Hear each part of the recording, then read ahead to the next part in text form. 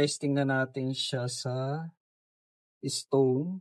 Dito naman tayo sa Cube. Ayan. Sa apps tayo, KYDC. Ayan. Dito muna. Sa apps, tapos tanggalin lang natin to. Ayan naman na yung code. Tapos remove. Ayan. Tapos i-open lang natin tong KYDC natin. Ayan. Nagbebenta rin tayo ng ganitong tools para sa mga B3. Ayan. On mo lang. Kagandahan nito, mag-auto shut off to pag hindi ginagamit. Kaya matagal siya mag-ring.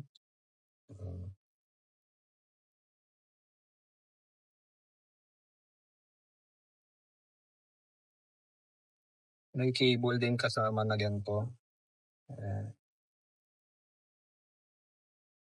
Ayan siya. Either itong adapter o kaya dito. Pero ako, sa adapter na ako. Mas madaling gamitin.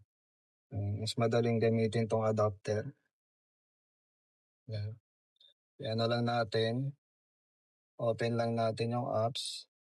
Ayan. Sa Cube tayo. Motorcycle, tas sa Bluetooth. Ito siya. Open. Tapos pagka-open, back. Tapos hanapin mo lang yung B3. Ito. Confirm. Tapos, kabit lang natin tong, mahirap isang kamay eh. Ito. Bali, na-detect na natin siya kanina. Papakita ko lang na gumagana din sa Cube. Ayan. Ayan siya sa Cube. Ang kagandahan nitong dali kabit, hindi mo na kailangan maghinang. Ayan, read na natin. Ayan. Yan pa lang yung pagre-read.